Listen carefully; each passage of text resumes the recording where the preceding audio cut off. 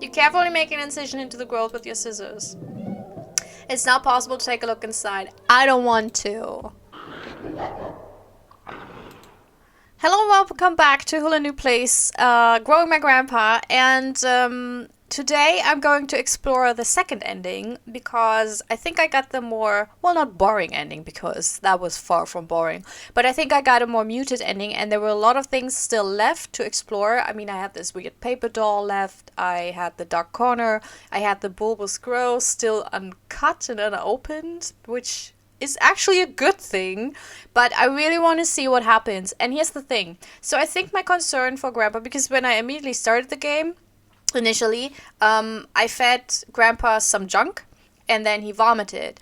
Although quickly consumed the meal seems to be causing some indigestion, and with a sudden lurch, Grandpa empties his stomach onto the floor. Oh no, the contents pool together in front of the cage.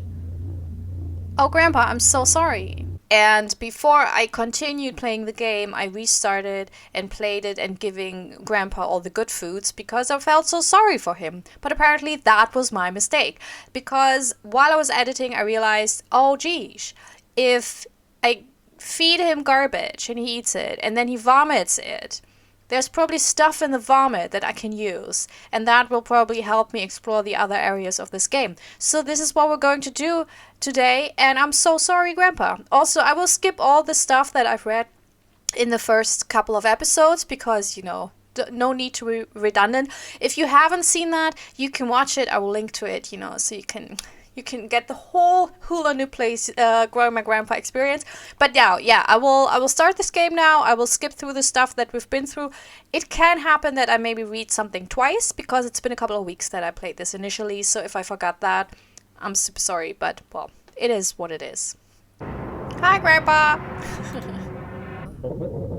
Mother, will father, new lives out of the air. Yeah, I think I forgot to talk to Grandpa in the second week. Hi! We made it. We're in the second week. I fed him some shit and I taught him some stuff, and now I'm trying to communicate. The dark, spiny filaments that make up the majority of Grandpa's body begin to oscillate rapidly. The air behind your eyes, I can taste it. With a great deal of effort, Grandpa gurgles fragmented thoughts. Skin my body. All human skin around me. Give more. More skin, grow more to fit.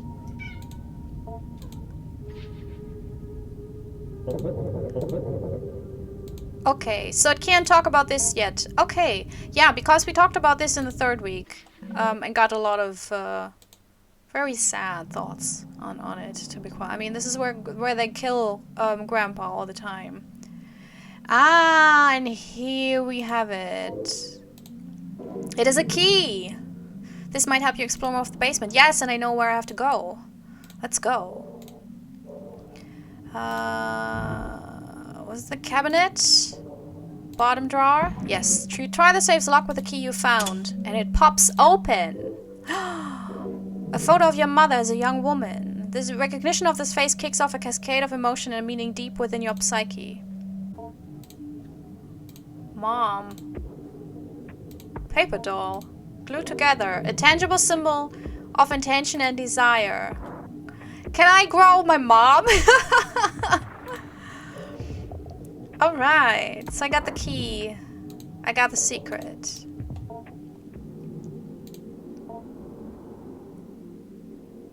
Offer mother doll. Grandpa doesn't appear to be interested at the moment. Oh, but at some point he probably will be. Observe.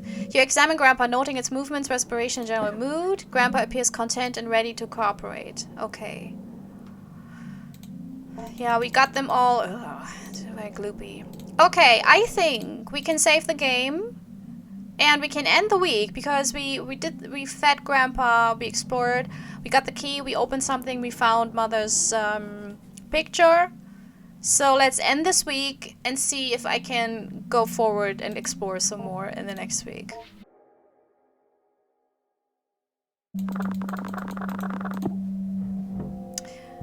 I wonder whether the masks in this were worn by the scientists to deflect Whiskers / Grandpa's ability to kind of get their innermost thoughts. Because the mirror as well, it's like the creature can't see people, otherwise it can read them immediately. That's the potato. Huh. I remember that because I like potatoes. Notes in detail. Intriguing results with regard to the mimic hypothesis. A participant entered a sealed chamber adjacent to Whiskers, which had been freed from the anthropomorphic vacuum constructed quite economically from plastic and broken mirrors. The first propagation's original earthenware vacuum was shattered during the move-in. Between the two, there was a semi-opaque glass panel that allowed observation both ways. I think I didn't see that when in the first playthrough. The human participant was asked to think of someone in the popular consciousness, fictional or no, and cogitate on their image, personality, face, if possible, voice, if possible, etc. Our participant chose Jesus of Nazareth. Yeah, but then they can't really imagine anything, you know. And with weekly repeated exposure to the participants' imaginings, propagation 21 began forming what resembled an anthropoid Nazarene in the fold of its spines. Previous human-oriented tests have always bore out a result that Whiskers would form an anthropoid team member, be it me or Dr. Hart or Gerald, and we assumed it was merely mimicking one of us. Dr. Hart has always contended the desirous yield, or the anthropoid reproduction Whiskers creates when in contact with human beings, has always been based on the conception and relation to the person through someone else. With this framework, desirous yield is not actually a replica of a person, or if it is only a replica of the fiction of a person generated in the mind of another. This desirous yield was not Jesus Christ, well, obviously not, but the participants' image of Jesus assembled from their religious upbringing, religious artwork, depictions in popular culture, etc. This radiograph was taken right before the destruction of the growth cycle, while Whiskers was rendered unconscious via fumigation. It seems like with every successive propagation, the stem cells in the organism work a little faster. But I'm not paranoid. It's technically deathless, yes, but we're burning up whatever knowledge is gained when we incinerate it. I don't believe in magic just yet. Well, but it keeps its memory.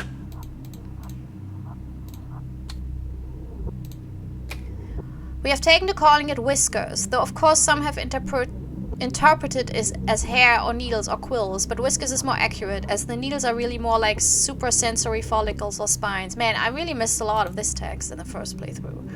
The nerve nets distributed throughout the morphology of these spines resemble those of genus Hydra, but have myelin sheaths that are functionally the same as vertebrae. As we can see in the X-ray, each spine is laden with dense optical arrangements similar to compound eyes. What is the Hydra genus? Like a snake? The Hydra connection is assuredly worth investigating with regard to the organism's capacity for regeneration and anecdotal deathlessness. It certain is a robust enough creature to inspire marvel that is not untinged with fear. Exposure to mammalian forms, part of a series of zoomorphic influences, led to further understanding of the propagation's ability to simulate the somatic stem cells that constitute fully developed animals. I write simulate in the previous statement because examining the tissue of each propagation leads me to believe its amazing capacity for accelerated growth of vastly different forms comes from its cell-level mutability. And yet at no time does it function as the thing it becomes, except in the sense that it mimics it. That is to say, when Whiskers is removed from dormancy and replicates a rabbit's morphology, it is not seeing from the rabbit's eyes, nor smelling from the rabbit's nose, but pretending that it does and doing a very good job of it. So that's the shell thing we had. We had the topic shell, we will talk about that. So Grandpa is not growing into Grandpa. Grandpa is basically putting on the costume of Grandpa, but the costume is like fleshy and everything. Very interesting. I like that. This radiograph was taken at or around growth cycle 4. The strange thing about it was that the subject of the image was found nowhere near the enclosure. It's almost like a piece of Whiskers fell off and scurried into the corner. That's the bulbous growth! I feel like we've learned a lot since then, but at this time I remember speaking about the morphology being weird, not really ever even resembling any extant zoomorphic structure, besides maybe a cuttlefish. Then I happened to open the thing up. Inside were all these little dead amoeba-like things. But they all sort of looked like they had faces. Faces that were just barely there. After I took the radiograph, I gathered it up and went to go through it in the biohazard bin. As I walked by the bars of the enclosure, I could hear Whiskers suddenly going wild, flopping around and grunting excitedly. Could it have smelled the cuttlefish thing? Would it eat its own production? I guess it's technically flesh. So I know what will happen. Once I'm able to open the bulbous growth, I will feed the contents to... Oh, that's super gross. This is beyond the scope of the project, but it could be that without the stimulus of an active brain, or more specifically a healthy and active brain capable of face recognition and theory of mind, Whiskers begins to pull whatever it can from the limited data available to it. Again, this is not our focus at this time, but I left a note for Dr. Hart just in case you want to take a look. Okay. Wow, that's disgusting! But interesting. I did everything here, right? Yeah. Alright. So, go to the kitchen corner. Search the upper fridge. Yes, a nice pear. Who doesn't like that? And one single measly strawberry. So we got the potato. And we got the fiberglass. Nice. So let's not feed the pear, because maybe we can use it later on. Sorry. I feel bad about it. I know he's a monster and he will eventually kill me, but I still feel sorry. I mean, you know. There you go. Yeah, I think the neutral reaction is for everything that's not meat, and I think we'll be really... Grandpa will be super excited once we have like some bulbous grossness for him. It locomotes into its favorite corner. Alright. Grandpa's shell. Something to grow, and my skin is not the doll's skin. My skin is not like your skin either. Yeah, so maybe next week we can also talk about these things and then get even more information. I didn't know that. I didn't know that. We read that. But that's the interesting thing. So is Grandpa lying here, or does Grandpa see himself as becoming Grandpa? Because the scientist said it's merely a shape, it's merely a form, but the whiskers, the being behind it is really not it. It will never be a rabbit, it will only wear a rabbit's form. But when Grandpa tells me that he will become Grandpa, maybe his own sense of self actually desires to be what he tries to mimic. Examine stomach contents. Oh yes, now we got the bulbous. Now we got the bulbous. We still need light. Offer mother door. Doesn't appear to be interested at the moment. Alright. So let's go to the bulbous growth. You carefully make an incision into the growth with your scissors. It's now possible to take a look inside. I don't want to. You peer into the small opening created by your incision.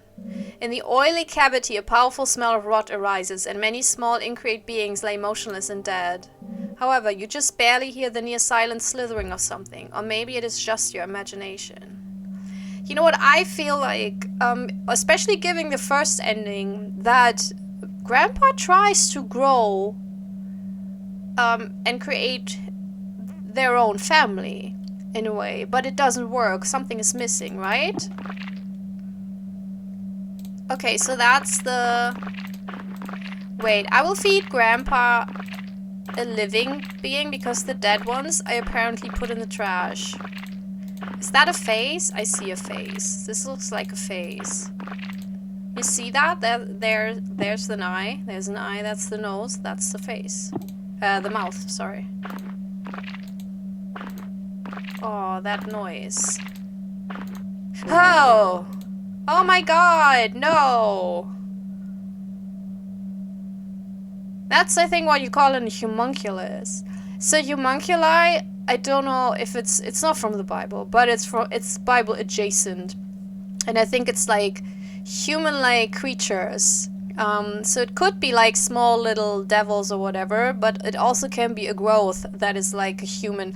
I'm quite sure maybe it stems from like medicine, when they found, you know, sometimes like when you have a fetus twin, but you kind of, a lot of times that happens apparently very often, you know, the other fetus like overtakes it and then it dies off, but it can still then grow. Like some people, and sometimes even you can grow accidentally like teeth or whatever, like at like non-cancerous tumors, etc. So I think that probably was something that people discovered back then, and they had no way of knowing what the heck that was. They just saw someone like growing teeth somewhere, or maybe even they had a, you know, face somewhere, who knows, and then they probably made up the whole homunculus thing, which was very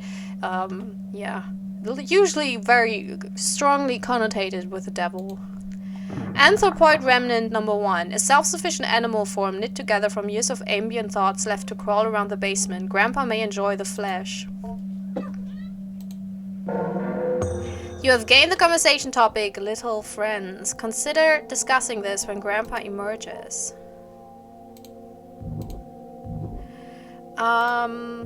There's not yet. There is. You carefully make an incision into the growth with your scissors. Yeah, there was a second. Did I look into the corners of this? Yeah. Somehow I missed that. Okay. Do we want to feed Grandpa this week already with one of those bulbous growths? Maybe we do. Like, it's alive! And I will feed something alive? That is so messed up. Okay, Grandpa. But let's talk. We have a new topic. Hi!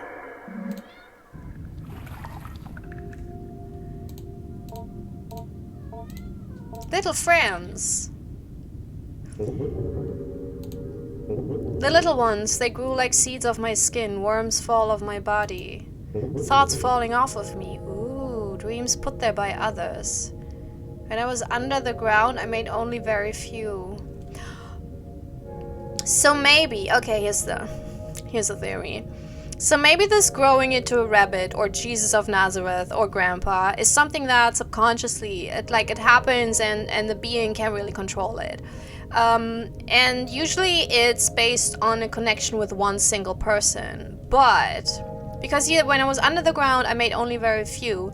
Maybe the being also connects to all the other individuals, but because their desires and their thoughts are further away, it basically pops like little ones, like a twig, you know, that maybe if it doesn't get too much nourishment, then the twig will die off and break off or whatever. And so it creates these things based on the thoughts and desires of people further away that are not as connected to the being, for example, as we are with Grandpa. Yeah, and then these are basically underdeveloped little grandpas. Shepherds walked through the grave and I saw them lusting for their wives and my skin made their loving faces. Yeah, exactly. So these are like, because, and this makes me think that Grandpa, or the being, I've just called Grandpa, can't really control this. This is something out of their hand. They can't really, I called them out in the darkness with their loved voices. One by one I took their shapes and their skin and blood. Oh, so that's also maybe not even that subconscious. So that is more like creating those so they can lure in people. That was a time ago, before stone buildings, before the orders of angels and words and symbols. I'm sorry, Grandpa's thinking, but there's a little left over from others too. I'm still so hungry for flesh. Part of me is. I would even eat one of them that fell off of me. I can't help it. They grow off of me. They fall off and grow in the dark, grow around me. Bye! Well, let's feed it. We have one, so let's feed Grandpa.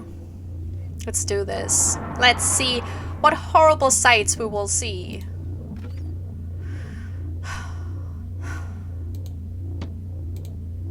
Grandpa seems excited by the flesh and smell. Wait.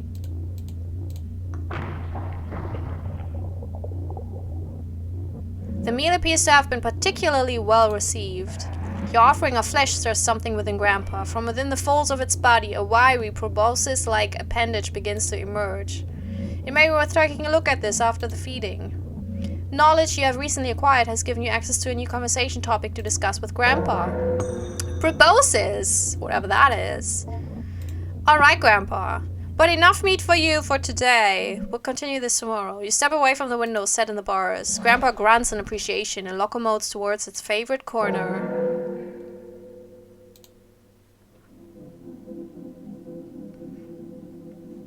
Four of three. Yeah. Yeah, because of the flesh. Maybe we could have done this before because I chose the key one. The vomit, well, the stuffing, you know, for houses. And maybe if I would have chosen the battery, we would have gotten this one, and then we could have fed him earlier. But I hope it doesn't, you know, make me miss out too much on other content. Okay, so let's see.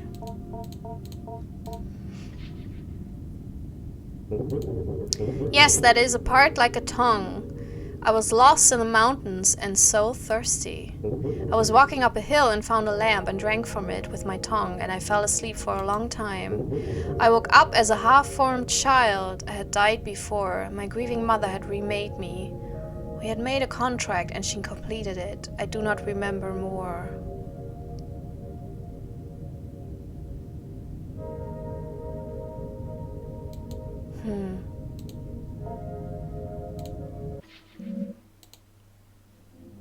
Examine proboscis. You motion to Grandpa to approach and point to the thin protuberance. Grandpa silently ambles closer to the bars and fully extends it towards you. No! A minuscule needle extends from its tip. There appears to be one more thing you must give, if only for the sake of propriety. My blood?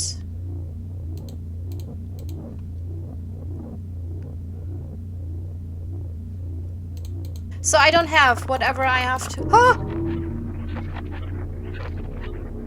Oh, I knew it, my blood. But still gross. Grandpa's appreciated your blood offering. It will receive a symbol or totem from you now, although only one per offering. Symbol or totem? As the blood-fed proboscis retracts back into the folds of fabric, you step away from the bars. Can I now offer you approach the bars and hold out the mother symbol you created. Grandpa's spines quickly reach out and envelop the doll before drawing back. The doll quickly vanishes within the folds of Grandpa's skin. Constructing and then offering your mother's image to Grandpa, symbolically sated by blood, instills in you a concrete sense of completion. Grandpa gives a soft, affirming grunt as it sends deep within your mind the ritual transformation of your desire. Although Grandpa must receive both the mother and father totem before the fulfillment of your wish is assured, I think we're done for this week. Wow. Wow, wow. I'm so happy I got back to this, but I wanted to immediately after I finished this, but I had like a business trip for a week and then I needed to recuperate. I really did. So let's end this week. So I think this is the last week before shit hits the fan, right? Gross, gross, gross, gross. Gross, gross, gross, gross, gross, gross. Gross. Oh, thank God. It's just regular trash. A bar of soap. Oh yes, let's have him. Let's feed it to him. I did not get that in my first playthrough, and I think that has a lot to do with me treating him nicely. Unfortunately. Okay. Cabinet. Plop, plop, bleep, plop. So, I will also try to talk about the other topics again, because it seems like as soon as Grandpa has learned more words, he can articulate certain things more clearly, so you get different versions of his take on certain topics. Oh yeah, and we also need to find a picture of our dad or something, because we need that to finalize whatever. There's also bulbous growth. What the heck? It's everywhere. It's gross. I don't want it. God damn it. Grandpa, come on. Not all over the place. Just, you know.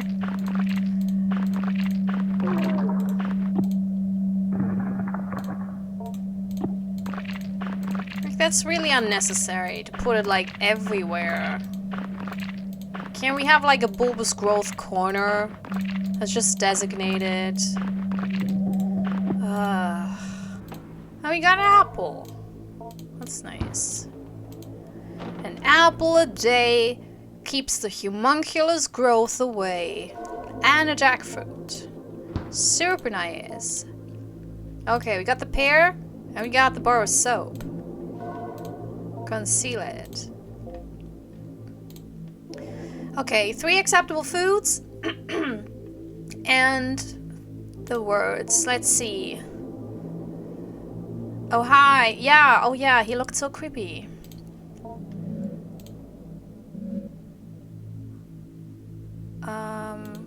We have meat. We have meat, Grandpa. So let's feed you first so you're strong for your teaching lessons. Yeah. I'm such a good parent. So let's first... There we have it. An object, a small cut of flesh from a jackfruit. It is bone dry and very hard. A brown apple. A once hardy slice of fungus, now brittle and slowly crumbling apart. Flattened fried dough, moldy and stiff. So let's give you this one. Yes. Yum yum yum yum yum. That's nice, isn't it? Let's give the concealed soap. Oh, really? Interesting. Did you read that? It said that Grandpa doesn't need any meat for today. Well, that's very controlled. So let's give you the jackfruit. Yum yum yum yum yum yum. All right. So I think Grandpa silently slides back to his corner. 3 digestible food. So we got that one. Go to Grandpa. Examine the stuff. Yes. Yes. Okay, Grandpa. Let's teach you first. Are you sitting there? Oh my god, he's sitting on the chair. That's amazing. That is absolutely amazing.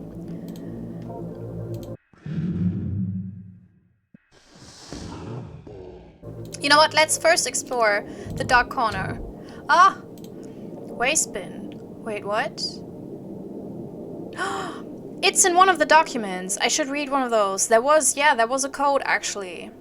I need to look over the documents at some point. Yes! Nice. A simple paper doll. What's that? Classic alchemy. On the virtue of 3 prudent when dealing with devils seen or unseen. These splendors and terrors of God's creations inhabit the world of both the seen and unseen, and just as one will not grapple with a lion lest they be a fool, one will not approach a being of the mind or ether without foreknowledge thereof. They are beings with no form, hiding between towering columns of air, and only appearing by slipping into the heart or mind of evil and unclean man. But still are there more beings which straddle the realm between the seen and unseen creatures, feeling through the air to see the heart or mind of man. It is only by God's grace and his angels and servants crushing these beings under heel that a magician might compel them to the magician's will, and so a magician must be perfectly clear and unerring in intent and ritual granted to us by God, or else the devils, seen or unseen, will devour them, that being their nature. Or the nourishing of devils of a particular type. Certain devils of a particular nature are nourished by the element of fire, others by attention and prayer given to their idols, still others by stranger and more obscure means. By God's grace, the requirement for nourishing a devil as part of a contract only requires a token of these givings, that is, a symbol. If a devil hungers after flesh and would strip a man to his bones in its devouring, the devil's hunger and nature, which thirst for flesh, can be held in abeyance in the ritual act of giving blood in only a few drops. However, the contract must be completed in full, for if the magician errs and does not provide in the devil instruction and guidance, the devil, once abjured to do no harm upon the magician, will return to its devouring nature.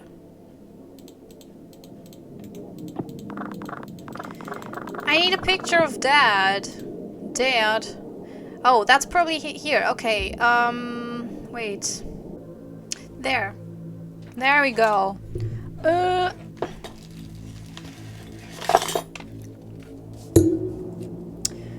3, 2, 3, 2, 4, 5. All right. Let's see. I hope this is it. I hope it is. 3, 2, 4, 5. The lid unlocks, and with some effort you move the heavy lid of the bin.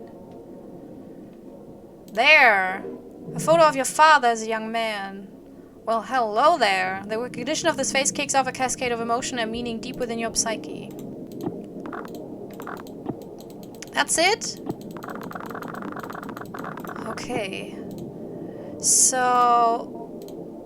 Dad and paper doll and glued together. Alright. We have so much to do.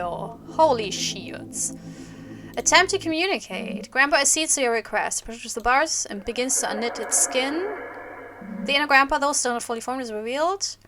It may be fruitful to speak with it if it can respond. Oh, looking good, Grandpa. Loudly clears its throat before gently responding in a lucid, well-projected voice. Ah, you're asking me about your wish. When you wished for me to come back, that's when I knew I would. Your desperation was strong, and your wish for your parents, well, if you give me what I want, I'll give you what you want. I can give it to you! I got the symbol, I can grab your thingy-majingy so you can get some blood from me. I think we're super fine. You know I love you. I am for you whatever you want, and I love you just as much as you love me. But desperation and love is not enough. People deep down know they can't get what they wish for without some transformation. I mean, my wish is for my grandpa to be back and for my parents to get along again. So maybe we'll go into like one gigantic, humongous growth? Is that the goal? Oops, sorry. There's something that sits at the root of everyone's soul that understands the separation between them and eternity. You may desire something, but you know you will not get it without some movement on your part. So it is not enough to just wish, which you know will not work. You must wish and a little more to transform your intention into something that might fructify or for desire to become reality. Because... well, first and foremost, games usually have a lot of body horror, as you can see. But then also, that makes sense, right? To become one. Because that's what I want. Family. Love the little hands. Ah, you're asking me about my shell. Oh, well, you see, I like to have something to grow in. Something shaped like a person. It just helps to have something surrounding me when I don't have skin. My whiskers do the growing. My whiskers? Yes, you know, the hairy little things. I'm a part of it and it is a part of me. However, my whiskers are what heard you wishing for me to come back. And so they went to work in the shell you provided. The shell also helps you envision me as what you desire. You have such a nice imagination. If I weren't in my shell, you'd have my whiskers exposed and knitting together my face. That might interrupt the feedback loop of my reading your desires.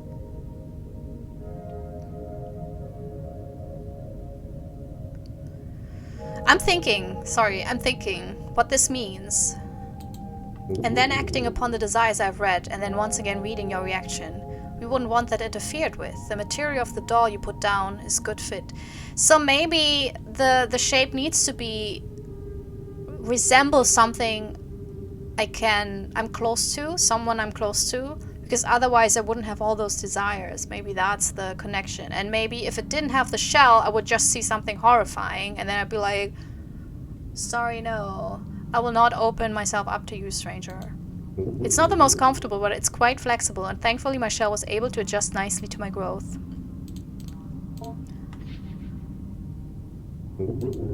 Are you asking about the medical waste bin? I believe it's locked up. I heard them punch it in the code many times. They placed part of burnt up dying self into the bin. They often forgot what the code was and had to go check on the wall where they were always taping up sheets upon sheets of information. So much so that the new papers would cover the old. What do you think you would find in there? Well, I already did, Grandpa. Way ahead of you there. Well, perhaps something they did throw trash inside from time to time, bits of paper and so forth. I remember seeing a man who looked quite like me. His daughter had given him a photo of her new boyfriend. Okay, so it's not William.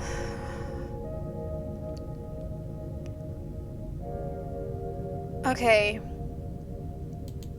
He threw it into the bin in disgust and joked with one of his colleagues. It may still be in there for all I know. What a dick. What a dick. So Grandpa was kind of a dick.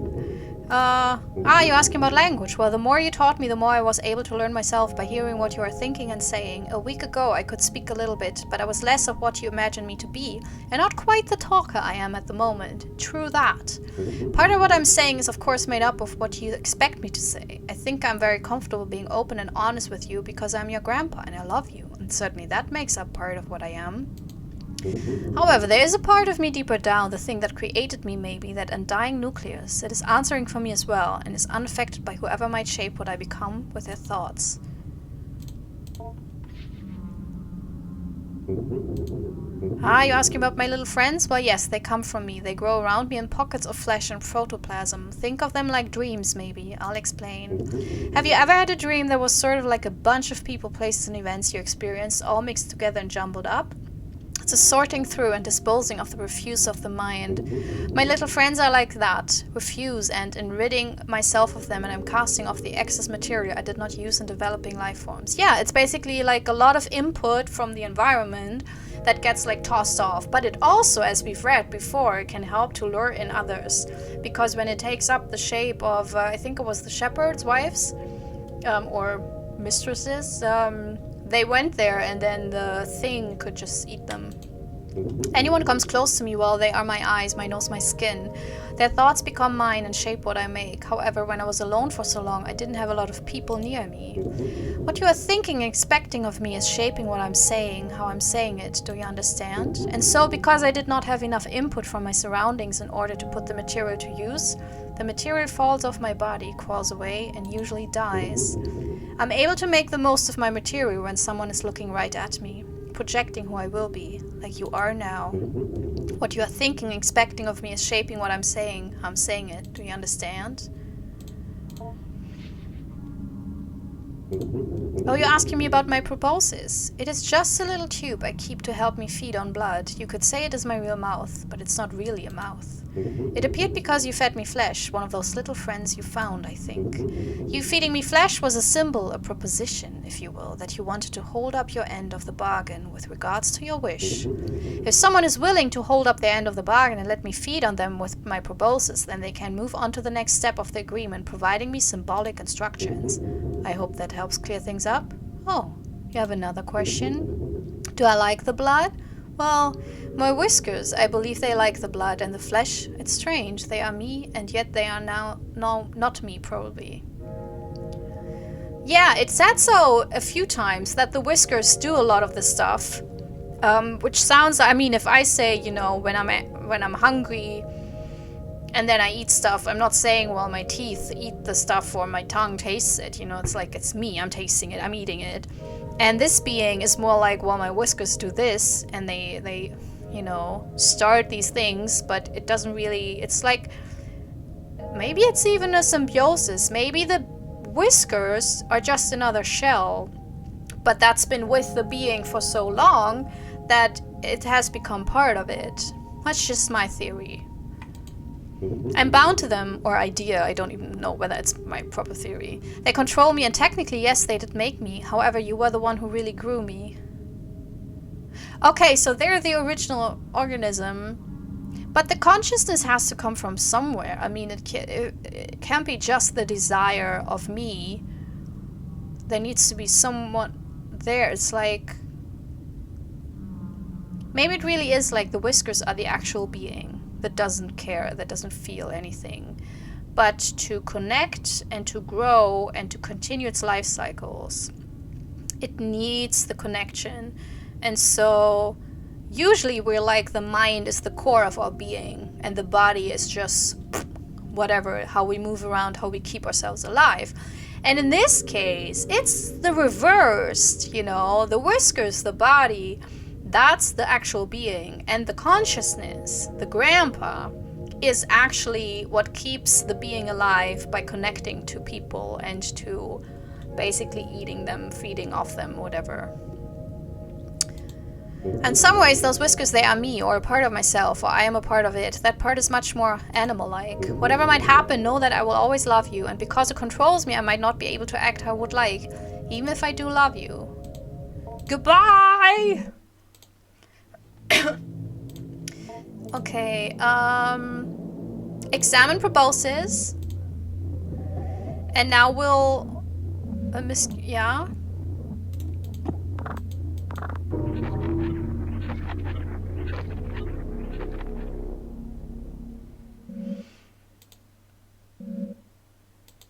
Okay, and now... you can offer the father doll. Grandpa's spines quickly reach out and envelop the doll before drawing back. The doll quickly vanishes within the folds of Grandpa's skin. Constructing and then offering your father's image to Grandpa, symbolically sated by blood, instills in you a concrete sense of completion. Grandpa gives a soft, affirming grunt as it senses deep within your mind the ritual transformation of your desire.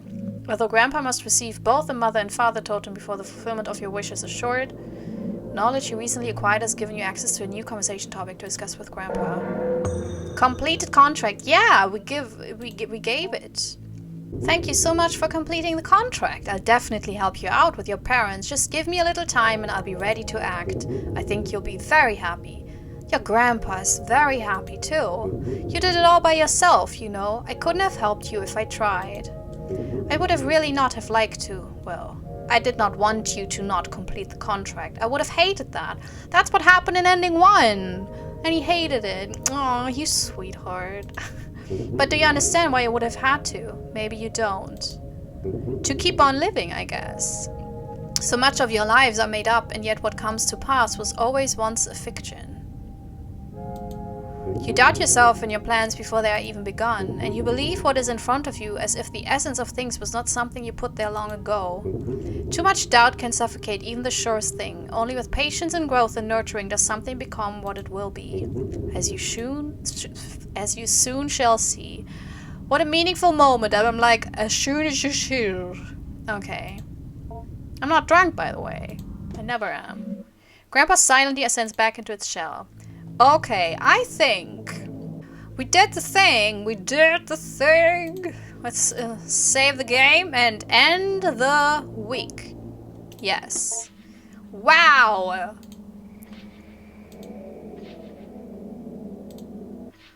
Dad. I found Dad.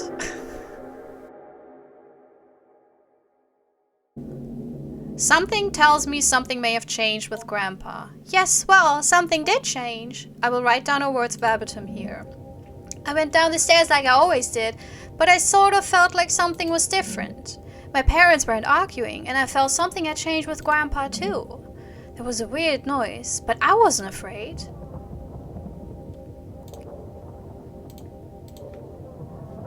Oh, I can only go to the door. Well, let's go. Oop!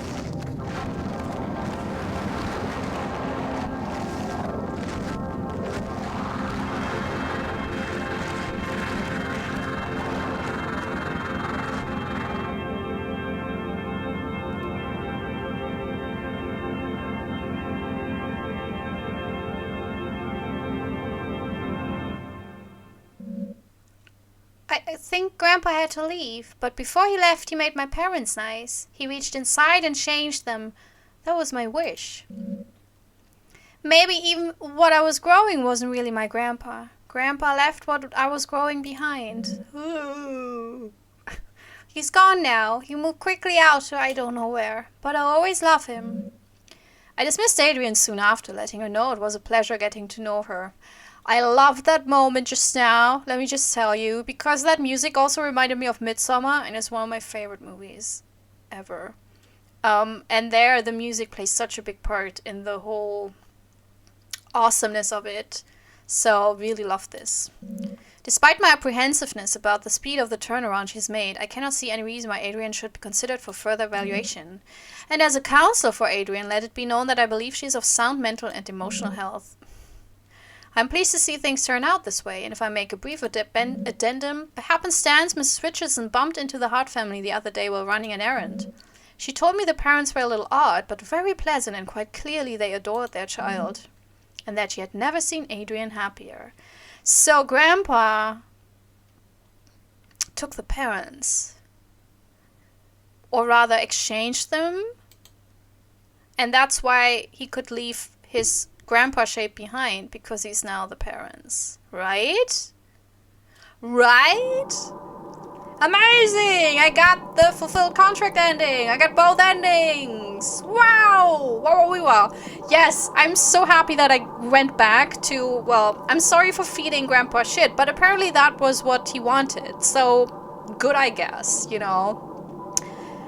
Absolutely amazing. Like, everything is so great about this game. I already gushed about it after the first playthrough, and I can only stack my gushing on it for the second playthrough. This was so cool. Also, thanks for everyone who commented on this on my previous videos and asked whether I would play the second ending.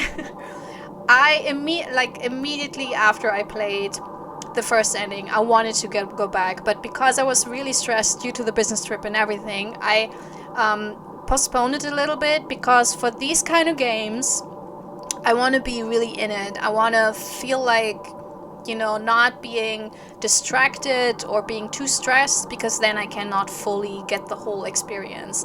But now I did it. I'm super happy. Thank you so much for commenting on it, and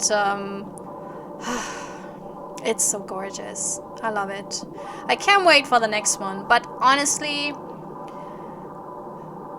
it can take a while, because if it takes a bit to create these kind of experiences, games, take your time, please, you know, because this is Thom Yorke's cock.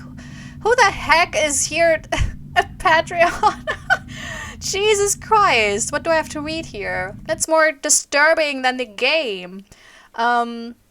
Yes, beautiful game. I will link to the game and to James' Patreon in the liner notes for this. And also, if you know, I skipped the beginning because I played it before in my first playthrough. And if you just wanted to see the second ending, but you're like, well, but how did we get here? You know, you can just watch the first episode of this entire playthrough. Yeah, I will link to that. And also, if you're new to this channel, by any happenstance, you know, you stumbled upon this Let's Play channel in the basement of an abandoned house, you know, you're welcome to subscribe, and I promise you I will not take your blood to create a nice experience. I will try to make it happen via funny, entertaining Let's Plays. So subscribe, I guess. Anyways, I hope you had a good time. I hope you have a wonderful day, and maybe see you soon. Bye! This is my self-recorded outro song, so I don't get hit with copyright claims. If you subscribe to a lot of fun tutorials, reviews, and Let's Plays.